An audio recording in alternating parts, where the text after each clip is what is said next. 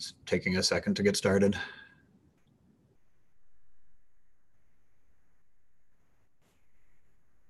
All right. Welcome to the StrongFirst podcast. This is the official podcast of StrongFirst, the School of Strength. For more information, please visit strongfirst.com. I'm Craig Marker. Welcome to the show. In this episode, our guest is Peter Park. Peter Park is a successful athlete, but probably best known as a trainer of high-level athletes and celebrities. As an athlete, he performed at high levels in all kinds of different sports, explosive sports, strength, but mostly in endurance activities. We're going to talk a little bit about that. In today's show, we're going to focus on his training of high-level athletes as well and get to know his insight and what he does. So, Peter, welcome. Hello. Hi, Craig. How are you? Good, good. Great to have you on the show. Can you talk a little bit about your history in athletics, how you got started? Yeah, I started real young. I grew up in Newport Beach, California. My first love was surfing. My brother made surfboards and had a surfboard company. So that was my first, when I was young, 4 or 5 years old. And I did contests and stuff. I was, really young to do it. But that was my first love for sure. And then volleyball took over in about 6th grade. And that's where I really kind of started my getting interested in training and why people were better and how to get better. And from 6th grade all the way to, I played in college. I got a scholarship to University of Hawaii, played there for a couple of years, but quickly learned I was a little too short to play volleyball. I'm only like 5'10". And then, I was a setter, but the guys are, the shortest guy's like 6'8" now. But then in volleyball, I just remember every time we would do any kind of endurance, like mile tests or anything like that, I would just, lap the field pretty much on that stuff. So I started, my sister was a world-class runner, and then I just jumped into endurance sports and got into Ironmans, and then that was my love. But then in between there, I always worked, when I was like 12 or 13, I worked at a very high-end powerlifting gym when I was really young.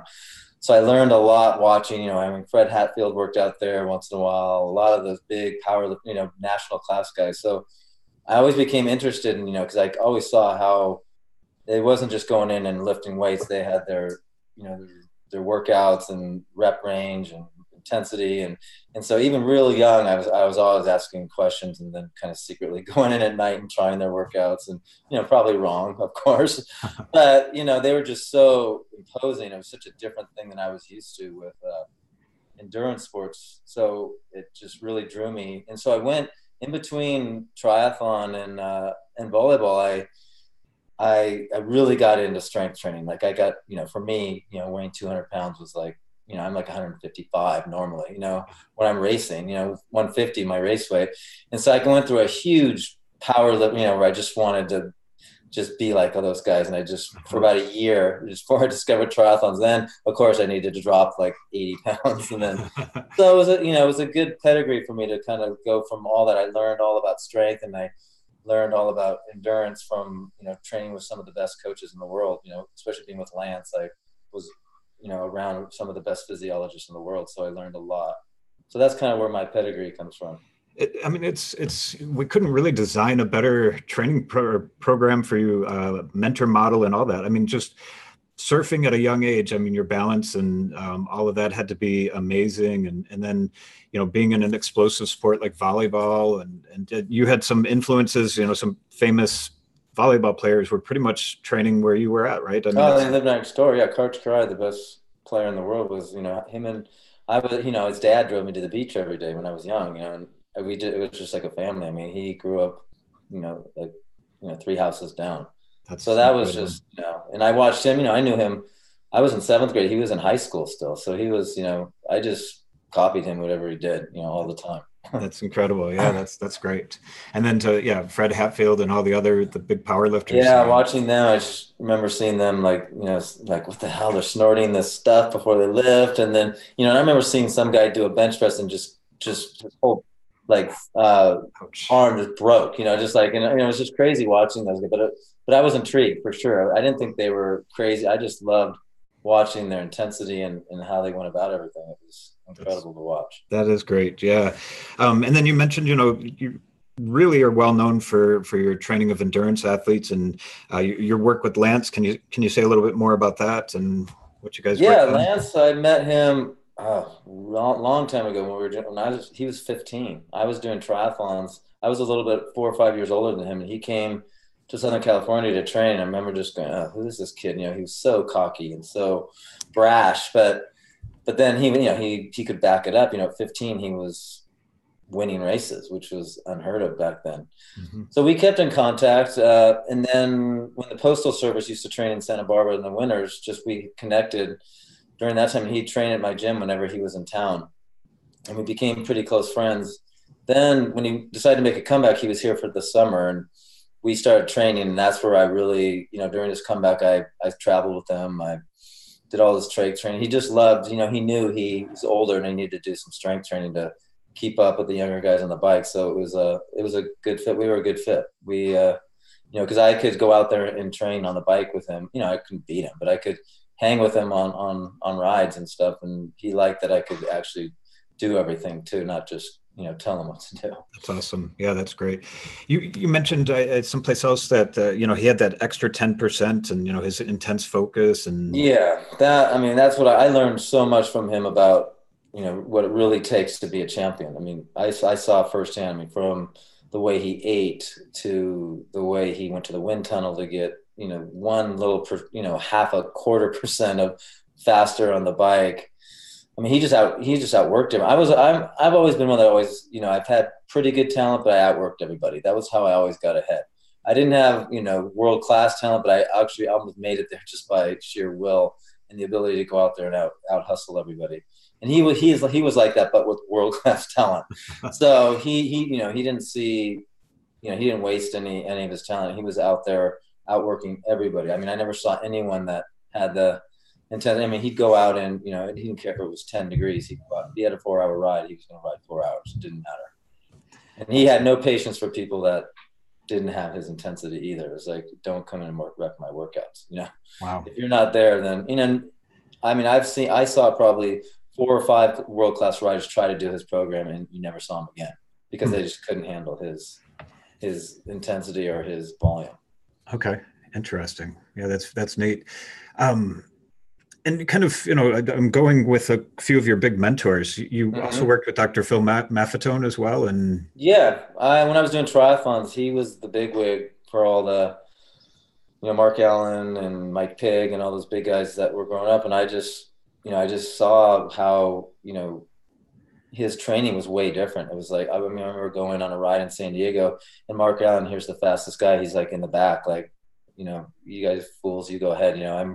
I'm riding at, my intensity that I'm designed to do. He was doing, but at the time he was building his base and he was just keeping his heart rate probably under 150. Now, in hindsight, I know what he was doing. But back then I was like, well, what do you mean? We just went out and went as hard as we could all the time. It was like, there was people there, the type A triathletes will just go, oh, screw it. It's like high school kids lifting, going and maxing out every time they go to deadlift.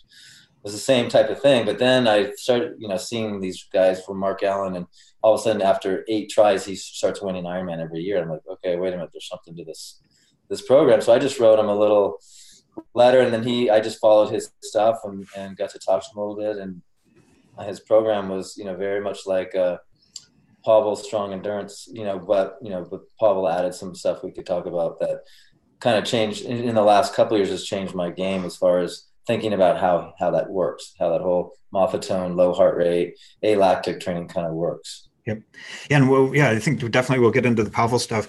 Yeah. Can you explain a little bit of like Maffetone system? Because Maffetone is it's basically, okay, first off, the diet is a little more, higher fat and learning to use fat for fuel, especially for endurance stuff. Like, carbs are not as efficient. Fats, especially for Ironmans, marathons, if you can learn to use fat as a fuel very efficiently, you're going to do better. You're not going to have those highs and lows and bonks. So he was, that was a big change from people eating, 500 grams of carbs a day to about 100 maybe, even less during base training. So So that became, and then the training is, heart rate 180 minus your age. That's your base for a few, at least a couple months, 2 or 3 months. So you build, so say, you're, 30, it's 150. You can't go above 150. And for some people in fact, I just had an athlete, not going to name him, who we did a workout, just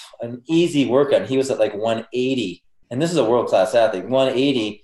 And he didn't go down below 130 or 40 for like 20 minutes. And I'm like, I just knew right there his aerobic system was shot. He had no aerobic system. I mean, this guy's one of the best athletes in the world, and his aerobic system was literally shot.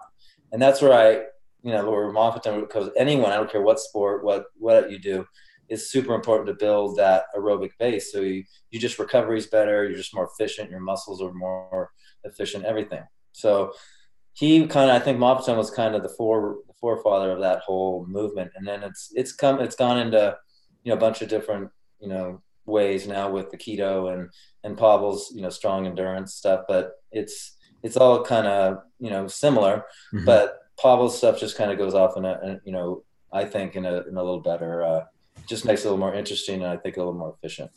Yeah.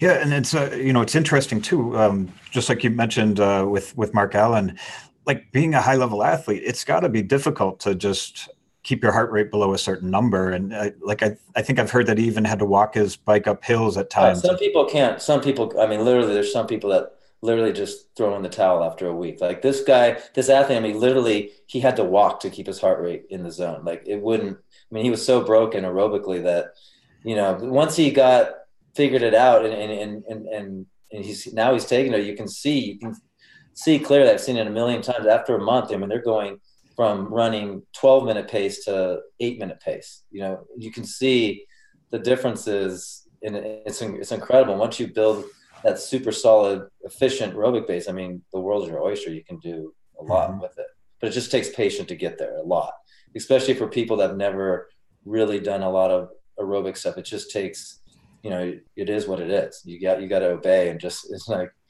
and do it, or else you won't succeed in it. Yep. So yeah, just to kind of summarize, then it seems like the Maffetone system is very much staying in your aerobic zone and just staying below that threshold. And Pavel's stuff, originally he, I think, was, just going to base it off of Verkhoshansky's work, which was use the a-lactic system, but don't go in the glycolytic and then let the aerobic system refresh it. So mm-hmm. What can you say about that, and, sort of using a-lactic, but not getting too glycolytic? Yeah, well, what I've been doing now is I still do the base with most people, all the base training stuff. But I've found if you're super efficient aerobically, and you do those short sprints that Pavel talks about in strong endurance, like the 7-second series of 4, you can, I mean, to peak for a race, you really need to go lactic maybe 2 or 3 weeks, maybe, mm-hmm. if you're that efficient. Like for instance, when I'm fit on this, I can run under 6-minute pace at 130 heart rate, 135 heart rate, which is That's pretty amazing. Good. Yeah. And I can, just the other day, I did 12 swings, hard swings with for me, 36 is pretty heavy. For me, I'm 150 pounds. And 12 push-ups on the minute for 20 minutes without going over 130. Okay. That's great. Which is pretty, that's pretty damn good. I know most of my guys I have do like 5 and 5, and they're struggling. Yeah. But I started at like 6 or 7, and then every week I would just go up and I'd take a week off, and then I just kind of wave it. And I want to see where I can go. I don't, right now 13 and 13 was like right at the end. I was like, okay, I have to, like, I'm not going to, the last couple rounds, but it just shows that once you get that down, you can, you need very little. I recover so much faster when I used to kill myself 3 times a week, lactic workouts. Mm-hmm. And I was just, to work, as much as I do, and travel, and for the general fitness and athletes, it's a game changer not to have to, kill yourself, week after week after week. Yep. So it's a whole different idea of training, a whole different deal. Yeah. And I think what's interesting about it, I mean, just, we won't go too deep into this, but just, health benefits, the longevity benefits, what's happening in your system, and in how you're, the free radicals that are coming out of the electron transport chain when you're getting too glycolytic, and your system's pumping out too much and can't aerobically get rid of all those free radicals. And, what you're doing is basically creating a more efficient machine that you can, deal with the free radicals better, and probably has great longevity benefits and, as well, I would imagine. Yeah, because, the baseball players, have a hard time with, when they get out, when they finish their season. I mean, a baseball player is a good example. They have like a month or 2 months before they have to go. They finish in like, I think, most of them, depends if you go to the World Series or not, but if you finish, you're done like September, like end of September. They usually take October and half of November off. And then during that time, I go, okay, all I want you to do is do a half an hour or whatever, low end, just keep it under your heart rate. That way they can build their base in the off season. It's not hard. They like to move. They don't want to just be slobs and do nothing. I mean, so that's a really good way to build their base. And then when they come in, I just and they're really efficient at that time. And for their cardio, I'll do, a lot of those a-lactic circuits. I'll do like a rotational row with a 5-second sled push with, for somewhat sports specific, not, a swing or a dead snatch or a snatch, and, only small reps with 30 seconds rest. And that's kind of their cardio for, and then they get some power, but they become and they love it much better. Mm-hmm. Or for their cardio, I'll have them do, farmer walks, sled, and just keep their heart rate under, just move from thing to thing and keep their heart rate, under 150. And they love that better than just sitting on a treadmill or a ski erg on their easy days. And then, I'll pick a couple times during this and we'll go, okay, we're going to go 2 weeks and we're going to go lactic. And we just test the metal a little bit and go for it. So I kind of wave it like that. And it's been a really good game changer for me. I mean, 5 years ago, before I, really started talking to Pavel, all this stuff, I mean, I used to kill those guys, like VersaClimber, 5 by a minute, and if they weren't throwing up, I was like, kind of, okay, I'm not doing my job. Uh-huh. But they come to the season, they just go, I feel so much better. I mean, I can go play baseball when I need to. Yeah. That was the biggest thing for me. I'm like, okay, they finish my workout so they can go play baseball very efficiently, which they're supposed to be doing. Yep. And that was their biggest complaint with me before, was they go there and they didn't have a lot of the energy to go play what they needed to do, their sport. So that was a big change. This whole strong endurance thing has really helped that a lot with even my motocross guys, the same thing. I can't smoke them in the gym, or else they go to ride their motorcycle and they're just toast. Yeah. Yep. Yeah, no, I think that's really important. And, even like with the military, they have to be ready to go, whenever. And we, first responders, they don't know when they're going to have to compete. So, in a lot of sports, you might have that structure of knowing when you have to compete, but you still need to practice your sport. So. Yeah, it just takes a lot of patience, though. It really does, especially at the beginning when you first start. A lot of endurance athletes have a hard time with it, but once they see the improvements, but you can't go in halfway either. You can't do it for a week and then all of a sudden go out with your buddies and then just hammer. It takes a while to build those, those pathways. And if you go in and out, it kind of doesn't work. Yeah. Yep. I think that's the biggest thing, the patience. Throwing up off after your training is probably not the most pleasant, but for the most part, people like those type of work, those training sessions where they're worn out afterwards. They don't feel like they've done anything if they're not worn out. So they need a lot of motivation to really back off, I would imagine, at times. Yeah, and a lot of people, I think they did it wrong. When I would tell them, I had to really clarify this. When I'd say, okay, go and keep your heart rate below 150, they think I meant average. So they would go, and as long as their heart rate said average 150, I'm like, you guys, you went to 185. That's not what I meant.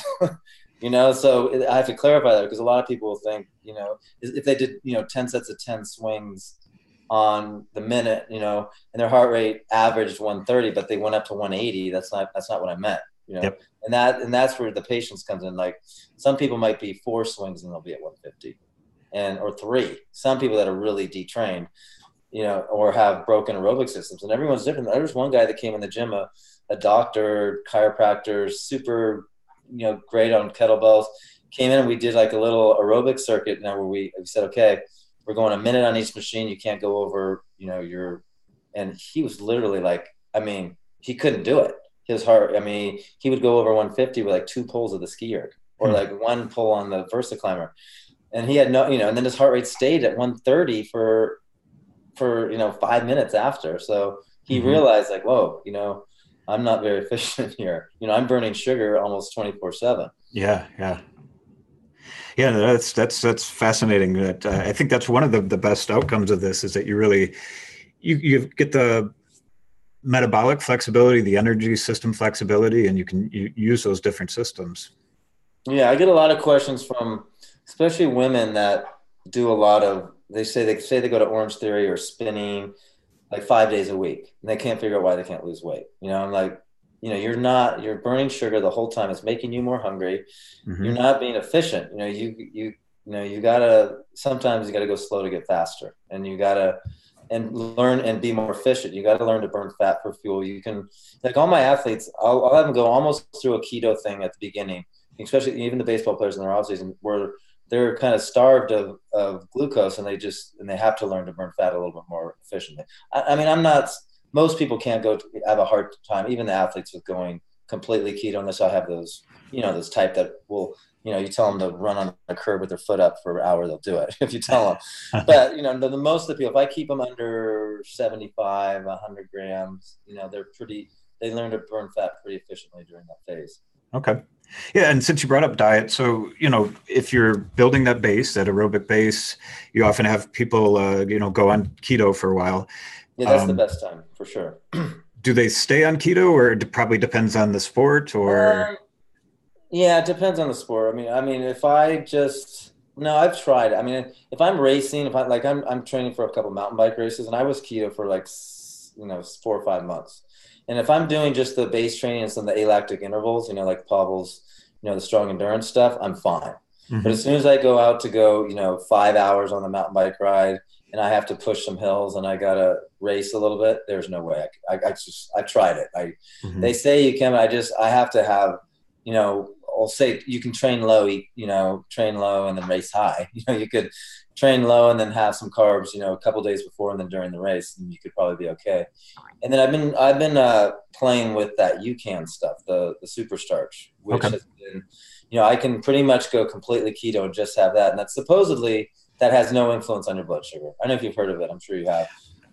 It's a super starch that supposedly has zero influence on your blood sugar and your insulin level. So I've been doing that, and I have been a lot more, and they don't sponsor me or anything, by the way. My levels have been I finish a hard ride, and I just don't, usually I'll if I have something really high glycemic, I'll just want to hit the couch and you can't peel me off that thing.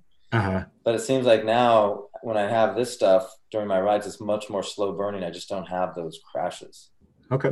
So I do, for people who want to still stay in that kind of ketogenic, ketones, and, I've tested my ketones, and even at 100 or 150 grams, I'm still pretty low in ketosis when I'm on that stuff, which is a surprise to me. I have to say it surprised me. Mm-hmm. So that's kind of what I've been thinking. I'm always in I'm not really racing seriously. So I'm like the biggest experimenter in my, because I have to try that before I can tell other people it works. Yeah. Yeah. No, that's great. So yeah, you mentioned this sort of general protocol for, building the base, then building the power, and then, some of the glycolytic work and stuff. How does it change for sports? I mean, so you're not a big, so this is the one thing I admire about you. You've trained all of these famous people, and every time I look at your name, it's somebody else that you've trained, but I've never seen a picture of you with any of them. You don't really, I'm really, I have a hard time with Instagram. I'm probably worse than Pavel at that stuff. I can't stand the way that Instagram is with some of these trainers that are so famous that literally they sit behind a desk and don't do anything. I admire, that's why I've always admired Pavel, because he's in the trenches, and I can tell the second I met him that he was the real deal, he didn't care what anyone think. He just wanted the truth. That's all he cared about. And that's right away when I first saw him, I was 1999. Right away, I'm like, oh, okay, this is the only guy I'm following. Yes. And ever since, he's, and luckily, Lance and I always talked about him. So, when we were training, I just sent Pavel a Livestrong shirt one day. Lance signed it and just said, thanks for, he didn't know who I was from Adam. And then he just wrote me, oh, do you train Lance? And then we just started meeting, and that's where I kind of got to know him. And it's been just great to, because he's so, and he got kind of into the endurance side. And I think, he just saw me as someone that could actually test the stuff out in the real world and see, it all looks good on paper and theory, but until you really test it out, it doesn't really mean anything. Yeah. Yeah. And yeah, it's interesting because some of the new protocols that you've been testing and that, we've been testing, it seems to work better for advanced athletes. And usually most everything works well on untrained athletes, because they have just so much room to grow. But, some of the power protocols that, you've been testing that, the people who can generate power are the ones that benefit from it most, I think. I think you need that aerobic base or to do that. So, well, any sport, pitchers, I think that, starting pitchers that they've noticed a couple of guys I train that, wow, in the ninth inning, I'm just not as smoked, or, guys that pitch late in the games, when you got me aerobically fit, and efficient, I just didn't feel gassed, in the 6th, 7th inning. That was the biggest thing I noticed in the last couple of years was like, wow. Because before I would just give them a little 3 or 4 weeks and then just go into just not destroying them, but way more glycolytic work than I barely do hardly any, except 3, I teach them how to wave it. Like, every once in a while, when you feel like you're stagnating, I think that's the time you go into the glycolytic work. Like when I'm stagnating, I go as far as I can. If I'm feeling good, I don't even, with those sprints that I'm telling you, that has been the game. That was the difference between Maffetone is I never did those short little a-lactic circuits or sprints. Yep. In that, I just thought, I just think you could sprint. I thought that was anaerobic. But if I keep it at 5 seconds, my heart rate never goes above 130. And I feel like I get, when I go to do lactic course, I'm like, oh my God, I'm already here. I don't even need to do this. I mean, very few, 2 or, maybe 2 to 4. But that's me. I'm super diligent about this stuff, but most of the athletes feel that way too. And I don't know if the general population just has the the patience and to do that. Because you go out, you get some guy that goes out and rides with his friends or does swings with his friends. If he doesn't want to lose to him, he'll just say, fuck it, I'm gonna just do. I'm gonna go. I don't want to lose to this guy. I'm gonna go. And then they just don't have that patience to actually build that. That's why I tell a lot of people, when you're doing this, just go by yourself, put on a podcast and just go. Yep. You'll see, if you're doing it right, you'll see pretty quickly how fast you improve. Your system just is so efficient. And then I'll see, all of a sudden I'll go down. Say I start at 11-minute pace at running. That's a little high. Then I'll go down to like 7, 6:30. And then all of a sudden it stagnates. Then I go, okay, I need some anaerobic work. That's when I'll do like 3 or 4. I'll do a couple weeks of it. And then I'll get the most I can out of it. I feel great. I'll do a couple races and then I'll go right back and start out and just do the base train. Then I go, and then it's usually a little worse, but not bad. And then I can usually go down. I'll leave a little more. So it's kind of that tug of war of that too. Yep. No, that's excellent. And that's, I think I've changed a lot with my endurance athletes that, they do they don't do more than like 3 or 5 reps on anything, hardly, because there's no reason for them to go in there and do, 20 swings on the minute or something, Mm-hmm. So they do, they just do the basic, squats, deadlifts, a couple of, if they have some of course everyone has some accessory work they might need work on, run, and every sport's a little different. Like the baseball guys get a little more rotational work but it's very similar as far as, the athletes, especially the endurance athletes. It's just build some strength in the gym and keep it simple. That makes a lot of sense. Yeah. Yeah. We, the power training, which, a little bit different than the aerobic, we're putting out max power, it's interesting. If you keep the reps low, people get bored if they, it's like, I'm only doing that many reps. And it's like, well, I'm going to put more power into it. Where if they know they're going to do 20 reps, they're trying to conserve energy and, they're building poor reps basically. So well, the athletes love that 033 protocol. They love that push-up swing. I do it a lot for warm-ups or at the end. I do it like 3 or 4 times a week with them, like maybe like 3 series. Mm-hmm. People don't know that 033 is the 4 push-up or 4 sets of 5 push-ups with 30 seconds recovery. Take a couple minutes and then do kind of the same with swings. And they love that as well, and they can see how it's helped even their bench press. Mm-hmm. I've had some CEO guys, that's all they do. They do get-ups and that's it. That's all. And some carries, and that's about it. And they're very happy with it. if they see results, if I, that's my job to like, I don't care. If you see the results, you're going to get it. I mean, I can make it look fancy and you can look on Instagram and see this bullshit. But if you want just simple, and these guys don't have time to go in there and spend 2 hours in the gym. Yep. So that's where the simple protocols in that strong endurance have been, again, another, then they're always blown away when they go to do a bench press and they're like stronger than they were before. Yeah. So it's kind of like a what the hell effect, that Pavel talks about, where it's just the simplicity of it is what's so incredible. Yeah. Yep. Yeah. There's a lot of what the hell effects in that. And, when you said they feel like they're doing better, is it like on strength, like goals, or is it body composition, or everything? Most of my clients, they don't want to look, they don't want to be big, that's kind of, very few of my older guys, they just want to look strong and like, they want to be able to ride their mountain bikes. They want to be able to do a lot of things. They don't want to be, I don't have many clients that go, oh, I want to look like, Arnold, it's just not, it's not effective for what they want to do. A lot of these guys, I always try to make make clients find something that's uncomfortable to train for. It just gives them a little, whether it's, a mountain bike race or, a 10K or, doing, pressing, the 32, whatever it is. If it's a strength goal or just something to get them out of their comfort zone and something to train for, just otherwise it becomes kind of stagnant. So having those goals makes a big difference in all, even the athletes, the same thing.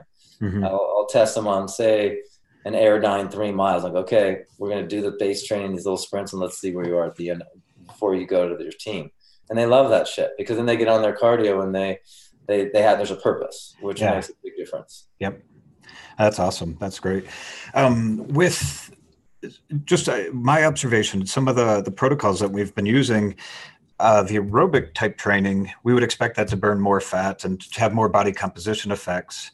Whereas we actually see a bit more in that power training, that 033 style protocol where, it's, very rapid repetitions. We see a little bit more body composition change from that. Have you experienced that? I agree. 100%. Oh yeah. I see a big difference with people. If you have a runner that just, during their base training just runs, 8 to 10 minute pace, that's going to be a big difference with people doing 5 all out swings and 5 push-ups. You're going to see, more metabolic. I think you're going to just be a little more, you'll see that almost sprinter-like look, where, you see a 100-meter sprinter, sometimes they only sprint 5 seconds, but look at their bodies. They're lean and vascular. And I think that's where I said the baseball players, they love that kind of aerobic training way more than sitting on a treadmill and walking or doing 30 minutes of stuff. So especially baseball players or power sports like that, I very rarely say, okay, get on a machine and do 30 minutes, easy. Unless it's that, they're off season I just want them to build when they're okay, and don't do nothing in the off season. At least let's do something to better yourself. So when you come, we don't have to do that. Yeah. When you get here. So it's that kind of, that is 033, a huge difference in body composition between that and low end aerobic training, 100%. Yep. And you've trained in this. Our first conversation a few years ago, we were talking about your big motocross race. Yeah, and a couple of them. Yeah, they're legit. And I was kind of surprised. It makes perfect sense, but their athletic performance is very different than baseball players. And what type of things do you do with them versus baseball players? Well, they have to be, motocross guys have to be as fit as like a marathon or a 10K as far as aerobically. Their races in the summer, there's 17 or 15 races, and they ride 35 minutes, in which their heart rate is at least 190 plus. So their heart rate's 93% the entire, after probably 3 minutes of the race. Take an hour off and they got to do another one. So, not only do you have to be fit, but you got to be strong, and your body's got to be strong, because one move and you're done, you're dead. It's like, it's not like a runner where you just run and if you're just tired, you just stop. It's like one wrong move, you flip over your bars and you're paralyzed. Yep. So these guys have to be strong, super aerobically strong and strength strong. They got to be, like if you watch my guy Ken, you can see he's like, there's no power leaks out of him. He gets on the bike, he's controlling that bike. His core is locked in. You know, he's almost sitting in like a hinge, like a swing, and his body just doesn't move. And we see, you know, guys that aren't so great, everything shifts and everything's leaking power everywhere, where he's just like one with the bike and he's just moving with it. So the core strength are, you know, and just strength overall, but they can't be big either.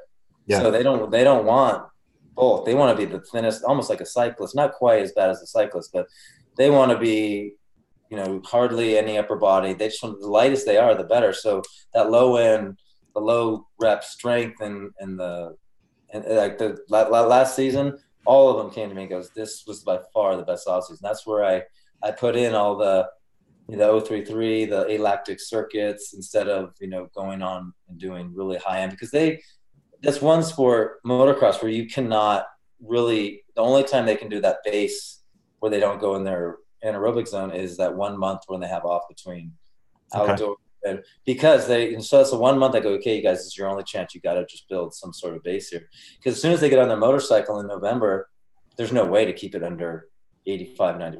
No way. It's impossible. So I learned that, you know, the first couple of years I trained motocross guys, I would, you know, in the gym, they'd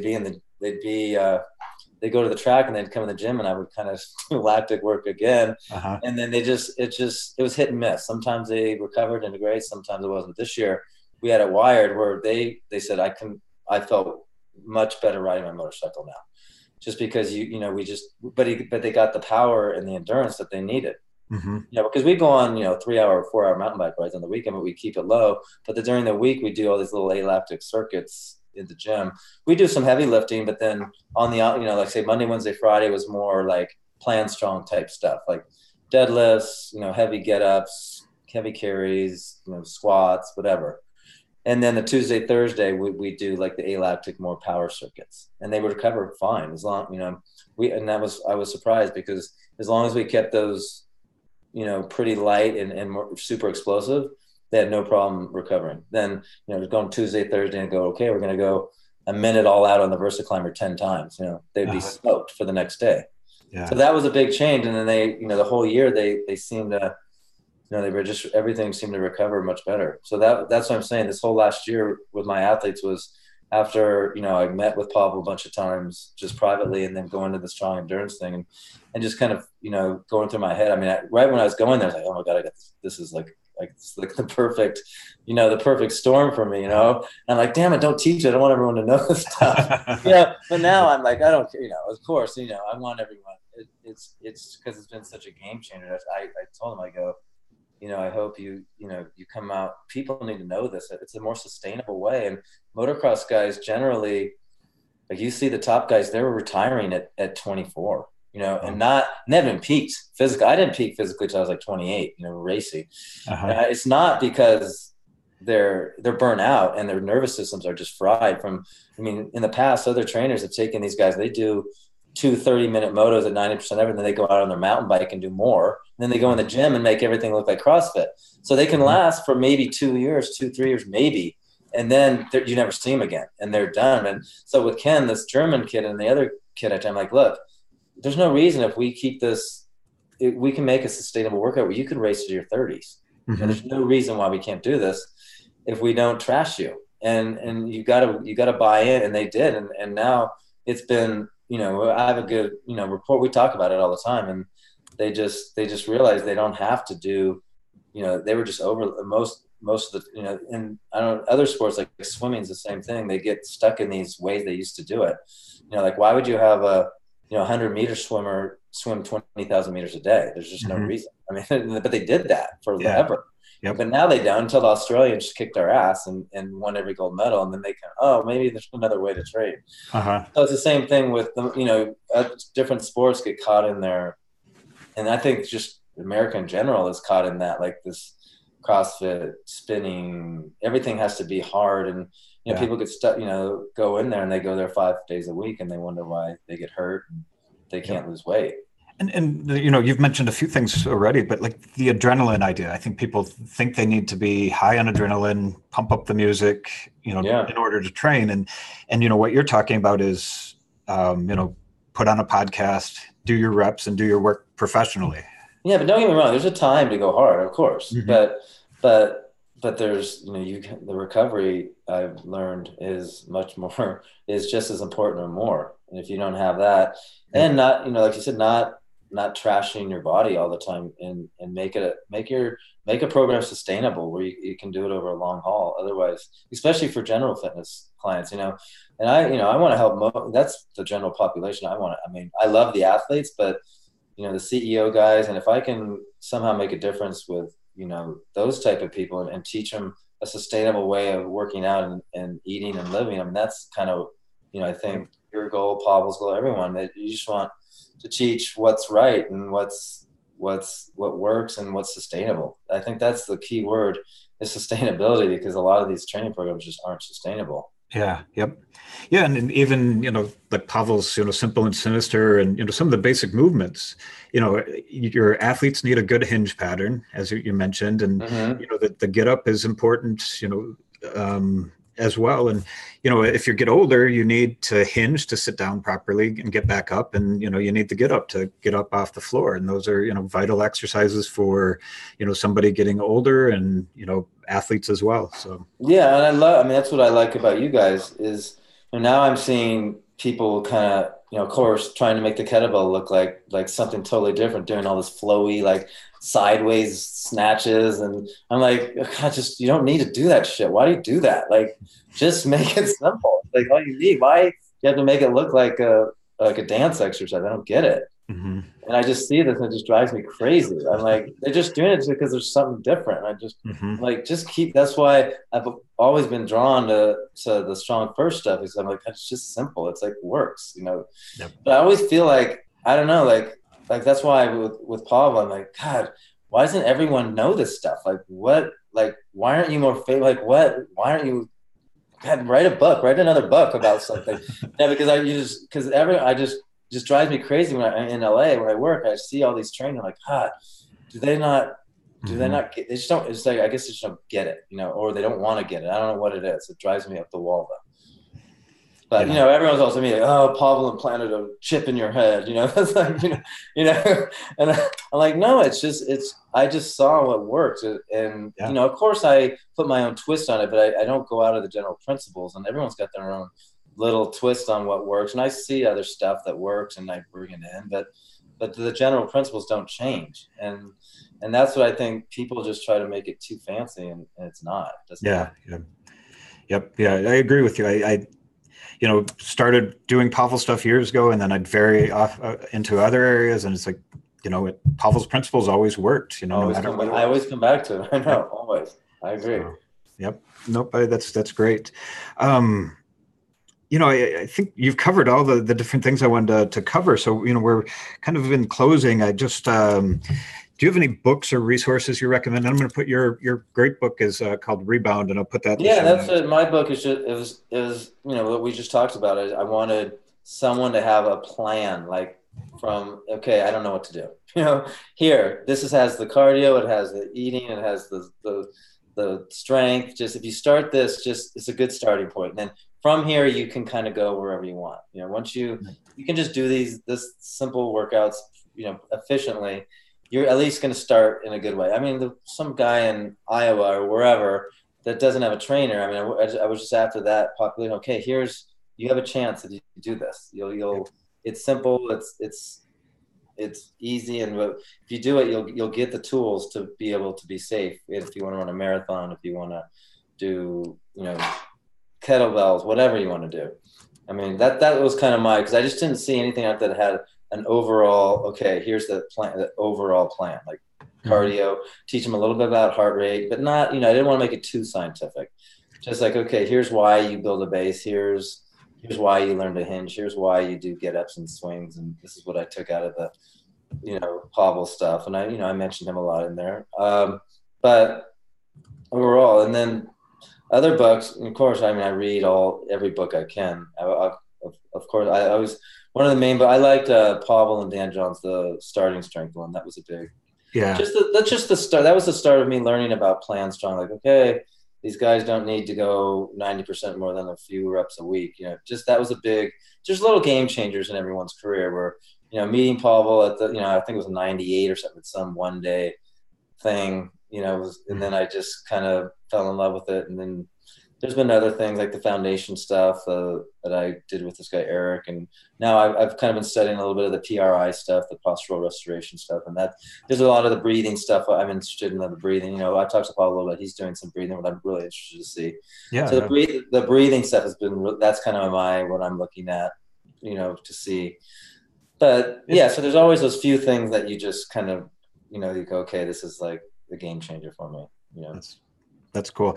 Yeah, the PRI stuff, you know, I don't know as much about, but, you know, I went to the Pavel and I've been talking, and I went to a seminar on the breathing, and it flows right into that sort of easy strength. You know, if you tax the body, or I'm sorry, no, not the easy strength, the strong endurance. If you tax the body a little bit, your body's going to recover and rebound and do a little bit better. So, you know, having that oxygen deficit, you know, builds more resilience. If I can kind of summarize it, but yeah, and I just have a lot of my people just do some of the breathing after when they're done working out, just because everyone lives in a state of, you know, and just that deep breathing of learning how to exhale very big, and then, you know, do some stretching. You know, mainly I'm just doing some mobility with the breathing at the end. That seems to. Great. Just the breathe. That's kind of new. I'm just kind of investigating and trying to learn more. That's why I hope Pavel does that breathing thing around here. I would like to go and just, you know, and there's you know, Brian McKenzie's got stuff, PRI's got a little way. So there's a lot of stuff to, you know, to kind of digest and see. But the breathing thing's kind of a newer thing I'm kind of looking into. Excellent. Yeah. Kind of fills out the rest of things. So I'll put your foundation book and then also the Rebound book. Those are both great books. I highly recommend.